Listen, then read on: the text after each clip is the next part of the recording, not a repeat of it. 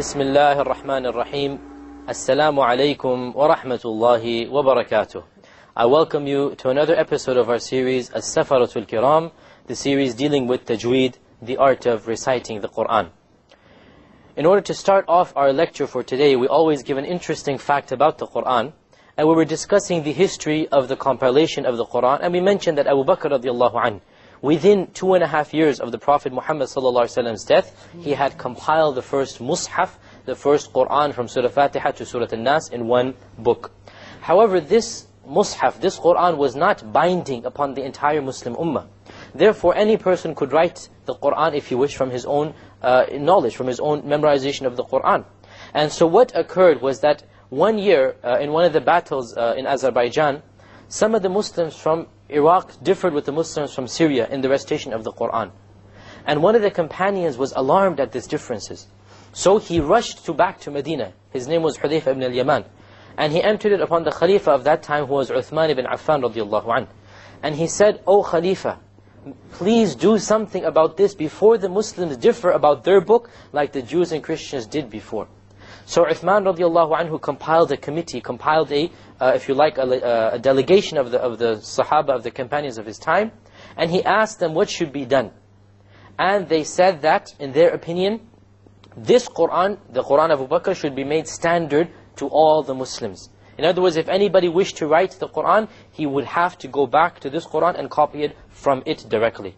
So Uthman radiallahu anhu then formed another committee of 4 companions, and this committee was headed once again by the same companion who wrote the Quran the first time, and he was Zayd ibn Thabit. And this committee then produced a number of Qurans, 5, 6, 7, 8 Qurans. And they sent one Quran to every single province of the Muslim Ummah.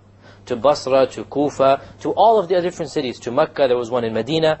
And they sent this one major Quran along with a Hafiz, a Qari with it. And now, if anybody wished to get a copy of the Quran, he would have to go and copy it directly from that copy. So there would be a standard copy based upon the copy of Abu Bakr. The copy of Abu Bakr was the basis. When this new committee came, it only sat down and rewrote the copy of Abu Bakr radiallahu anhu. And so this became the standard copy of the Quran. Therefore, to this day, no 2 Qurans are different. And some of these Uthmanic Qurans, it is reputed that they are still existent until our time. There is one that is supposed to be in Tashkent in the Republic of Russia. The very Quran that Uthman radiallahu anhu ordered to be written. Now, here is a point that we need to mention, and that is that the issue arose how to get rid of all of the other Qurans that had been written before the Quran of Uthman. Because this is a holy book, you cannot just throw it in the trash, astaghfirullah. This is kufr. How do you dispose of it? Uthman radiallahu anhu decided that the best way to dispose of it would be to burn them. So that nobody could do anything evil with them or throw them away or do something. You have to get rid of it in a clean way. So here we have a lot of non-Muslims, when they hear that Uthman burnt the Quran, they put it in an evil light, that it was something sacrilegious that he did. That he tried to get rid of these evil copies of the Quran or these, irreverent copies. No, this is not the case. The exact opposite is true. Because he wished to respect the Quran, the only way to get rid of it was to destroy it naturally, like in a fire. Because the Quran is a book, you cannot just throw it in the trash, a'udhu billah. The scholars state that if the Quran has become unusable, it's too old, you must somehow get rid of the writing. Either throw it in the ocean so that the water takes the ink out, or you burn it, or do something of this nature. So this is what Uthman did, that all of the other Qurans were disposed of in a religious or in a way that would not be sacrilegious. And so they were burnt, and therefore anyone who wished to get a copy of the Quran, he would have to go directly to the source itself and obtain a copy of the Quran. And it is because of this that, as we said, until our time, no 2 copies of the Quran are different. Letter for letter, word for word, haraka for haraka, they are all the same. Getting back to our lesson of tajweed, last time we had discussed the rules of noon, sakina and tanween. And we went into quite a lot of detail. We went around 4 or 5 episodes discussing the rules of the silent noon and the tanween. We now move on to the next topic, and that is the rules of the silent meme. Okay, because the silent meme also has a number of rules pertaining to it. Now, the rules of the meme are much, much easier, so don't get scared. The rules of noon sakina are a bit more lengthier.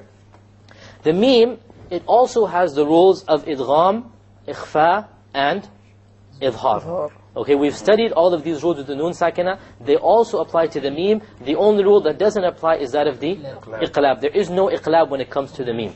Okay, so these three rules apply to the meme as well. Now, how do you differentiate between the idgham of the meme, for example, and the idgham of the noon sakina? Well, what the scholars did was, because the meme comes from the lips, remember the meme is from the lips, they said anything to do with the meme, we'll call it the lip idgham. Or in Arabic, idgham shafawi. Okay, idhar shafawi. Okay, ikhfa shafawi. The only point is they want to differentiate between the noon sakina and the meme sakina, so they added the shafawi word in order that you know that this is the ruling of the meme. So the first ruling of the meme is idgham shafawi, or the merging of the meme. And because it is a meme, we don't just stop at idgham, we say idgham shafawi. When does this occur? It occurs when the meme is followed by another meme. So when you have a silent meme, once again, all of these rules occur to the silent letters. When you have a silent meme and is followed by another meme, then you merge them together, and you do this with a ghunna. You merge the first meme with the second meme and do a ghunna on it. Let us look at some examples. We have madha. With a sukoon on the meme, and then madha. Okay, how do you pronounce this? Madha. Madha. You have a ghunna on the meme, and you will make the merging or the idgham, and there will, in the Quran it will be written with a shadda, so you'll even know that there will be a merging here. Okay. Another example we have, lakum ma kasabtum. Lakum ma kasabtum. We have the meme sakin followed by another meme here. Lakum ma kasabtum. Here is where the idgham shafawi occurs. And a final example, ara'aytum ma. Once again we have the meme sakin followed by another meme. Ara'aytum ma. You have once again the meme sakin followed by a meme. You merge it together and you have a ghunna. So very easy rule, pretty straightforward. And you can rephrase this by saying anytime you see a meme with a shadda on it, you do a ghunna. You can rephrase it that way. It's very easy. Anytime you see a meme with a shadda on it, this is the sign for you that there is an idgham of the meme, which is idgham shafawi, and therefore you need to do a ghunna here. So this is the first rule, idgham shafawi. The second rule is ikhfa shafawi, or suppressing the meme sound, but because it's a meme we add the word shafawi. We don't just say ikhfa shafawi. Okay? Now, when does this occur? It occurs when the meme is followed by a ba. And once again you must perform a ghunna. Okay? So when the meme is followed by a ba, you perform a ghunna, and that is called ikhfa shafawi. Let us see an example here. Hum barizun. We have the meme sakin followed by a ba. Hum barizuna. You have a meme followed by a ba, you make the ikhfa and you have a ghunna.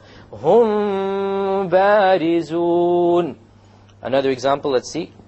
Lakum bihi. We have a meme sakin followed by a ba. Lakum bih. Lakum bih. We have a meme sakin followed by a ba. Once again, we're going to have an ikhfa, and there will be a ghunna. How long is the ghunna, who remembers? Two harakas, or if you like, half a second. It's a very short time, but make sure that it does prolong to that time. If you go at less than that, you will not have a proper ghunna. We have one more example, a bit longer here. فَلَمَّا أَنْبَأَهُمْ بِأَسْمَائِهِمْ. How do we recite this? We say, فَلَمَّا أَنْبَأَهُمْ بِأَسْمَائِهِمْ. Okay, notice here now, we have a meme with a shadda on it. Okay, a meme with a shadda always has a ghunna. Any time it occurs in the Quran, no exceptions at all. A meme with a shadda is a sign you have to do a ghunna. Okay, here we have a noon followed by a ba. What rule is this? Iqlab. I purposely chose this example because many people get confused between an iqlab and an ikhfa shafawi, because the letters are a bit similar. When a noon sakina is followed by a ba, what do? We convert the noon to a meme. This is iqlab. It has nothing to do with ikhfa shafawi. Because it's the same letter, people get confused. It's the ba. Okay? The letter for iqlab, for the noon sakina is ba. And the letter for ikhfa shafawi for the meme is ba. So people get confused. They're two separate rules. You just have to look at whether it's noon sakin or mim sakin. If it's noon sakin, then it will be what? Mim. Mim. And if it's mim sakin, then you will do the ikhfa shafawi. Okay? So, فَلَمَّا أَنْبَأَهُمْ بِأَسْمَائِهِمْ. Here is where the ikhfa shafawi occurs, with the mim sakin followed by a ba. So this is the second of the three rules. We said that there's one more rule that occurs with the mim, and that is with idhar, or the clarity. Now what letters are remaining? All of the other letters, the 26 letters of the Arabic alphabet remaining. All of the remaining letters, there is no special rule. No idgham, no shadda, no ikhfa, no ghunna. You just pronounce the mim and move on. Okay, so that's what is called idhar. For example, we have عنهم واستغفر عنهم واستغفر عنهم واستغفر. I didn't put a ghunna, I didn't do anything. I didn't say عنهم, no, nothing. Also, you have to be careful that the meme is heard, because especially with some letters like waw and also with fa, it's very easy to lose the sound of the meme. You have to be very careful that you pronounce the meme crisp and clear, as I said. عنهم واستغفر. Likewise, we have لهم أعين لهم أعين. Once again, the meme followed by a hamza, which is not of the letters of what? Of ikhfa, or the letters of idgham shafawi, so therefore letters of idhar. And one last example, as-sam'a as-sam'a. So basically the general rule of meme is that it will be idhar, clear, meme sakin. Only when the meme is followed by another meme is when you do idgham shafawi and you pronounce a ghunna, or if the meme has a shadda on it. Likewise, if the meme sakin is followed by a ba, then you will have ikhfa shafawi. Okay, let me now recite some verses of the Quran and you follow along with me. We'll recite Surah Baqarah, verses 62 and onwards. And this is in page 10 of the Madani Mus'haf. 62, verse number 62, page 10.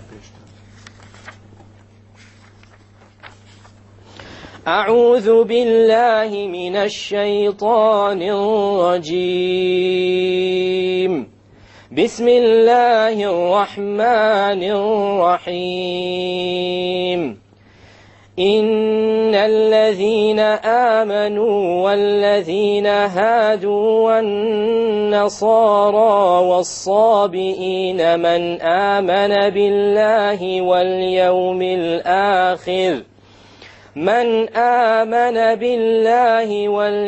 الآخر وعمل صالحا فلهم أجرهم عند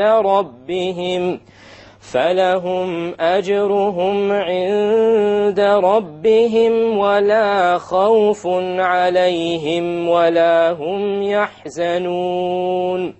Notice all of the memes here. فَلَهُمْ أَجْرُهُمْ عند ربهم ولا خوف عليهم ولا هم يحزنون. All of them were what? Idhar, because they are of the letters of idhar.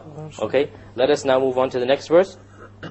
وَإِذْ أَخَذْنَا مِيثَاقَكُمْ وَرَفَعْنَا فَوْقَكُمُ الطُّورَ خُذُوا مَا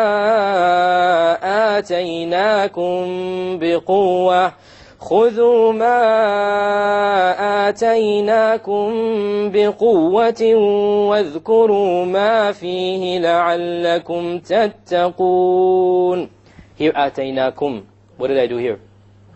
Ikhfa shafawi, because we have a meme followed by a ba. So we have ikhfa shafawi along with a ghunna. ثُمَّ تَوَلَّيْتُمْ مِنْ بَعْدِ ذَلِكَ فلولا فضل الله عليكم ورحمته لكنتم من الخاسرين.